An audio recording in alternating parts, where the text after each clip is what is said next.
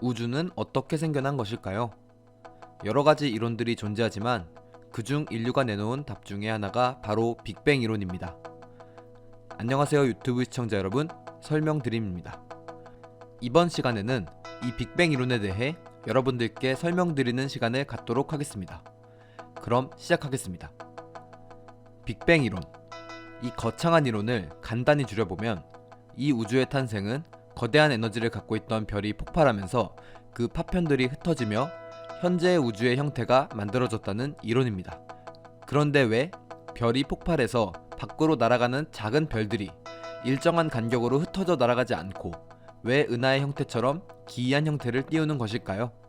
이는 폭발로 인해 밖으로 날아가는 별들 중 중력이 강한 별을 중심으로 원심력이 작용하여 작은 별들이 중력이 강한 별을 공전하는 물리법칙이 적용되었기 때문입니다. 그렇다면 지구와 달의 거리는 왜 멀어지지 않고 일정한지도 설명이 될 것입니다.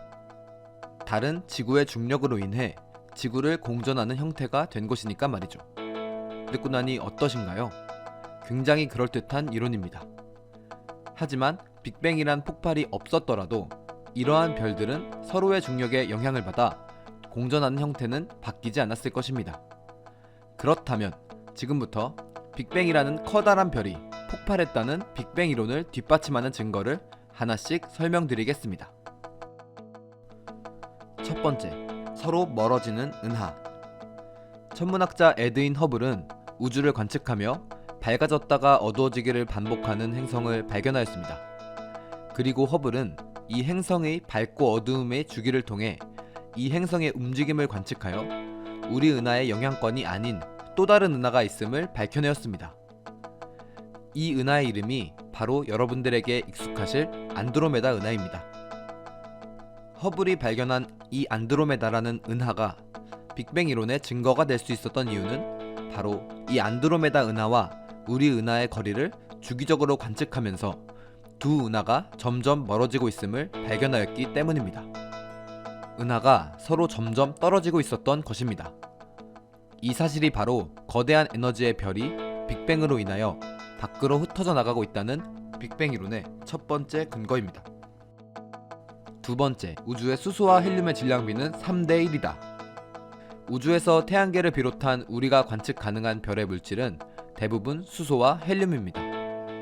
참 신기하게도 우리가 관측한 우주의 대부분의 별은 수소와 헬륨으로 이루어져 있습니다. 더 놀라운 사실은 이 수소와 헬륨의 비율 또한 모두 비슷한 3대 1의 비율을 가진다는 것입니다. 헬륨은 수소와 핵 융합을 통해 만들어집니다.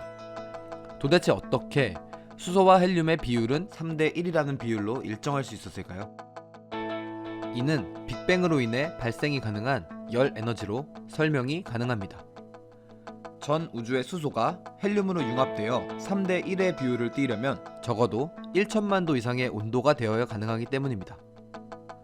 빅뱅으로 인해 태초의 거대한 별이 폭발하여 1천만 도의 고온을 거쳐 흩어졌다고 가정해 보겠습니다. 그렇다면 잘게 쪼개진 별들은 모두 근사한 양의 열 에너지를 받았을 것이며 따라서 근사한 양의 수소가 헬륨으로 융합되어 3대 1이란 일정한 비율을 띠게 될 수 있는 것입니다.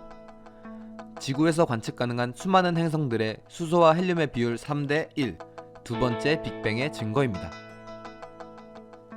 세 번째, 우주 배경 복사의 발견.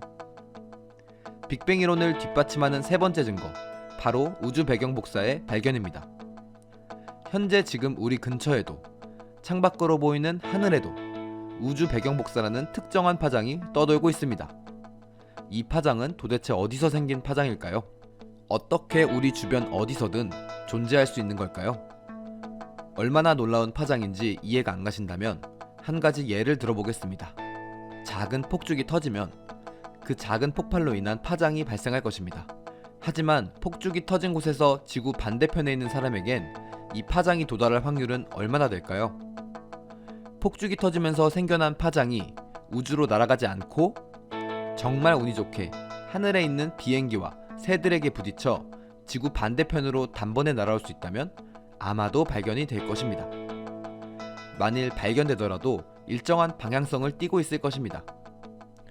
하지만 이 우주 배경 복사라는 온도 2.7K의 파장은 지금 우리 옆에도 지구 반대편에도 뿐만 아닌 관측이 가능한 온 우주에서 똑같이 발견됩니다.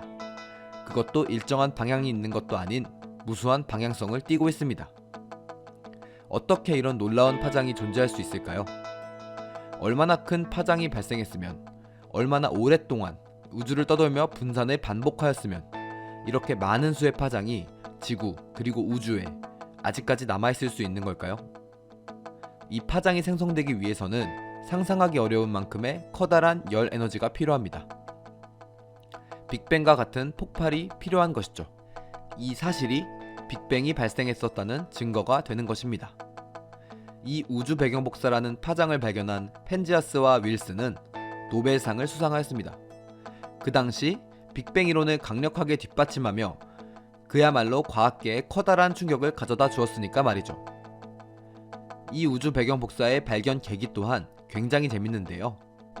펜지아스와 윌슨은 1964년 벨 연구소에서 위성에서 보내오는 약한 신호를 좀 더 잘 잡기 위해 안테나 수신기에 들어오는 잡음을 해결하려고 했습니다. 안테나에는 비둘기가 둥지를 틀고 있었고 펜지아스와 윌슨은 안테나에 둥지를 친 비둘기를 쫓아내었습니다. 하지만 비둘기를 쫓아내도 잡음이 여전히 발견되었던 것이죠.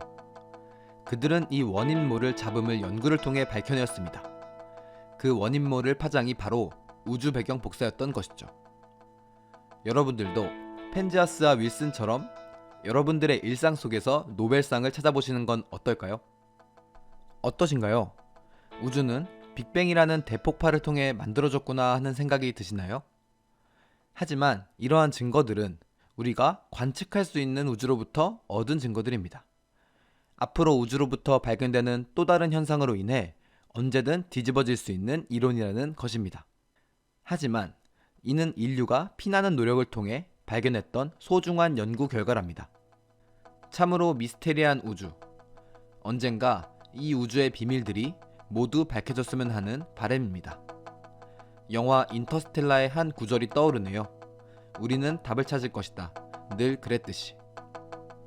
그럼 저 설명드림은 다음에 더 신기한 과학 이야기를 들고 여러분들을 찾아뵙겠습니다. 안녕히 계세요.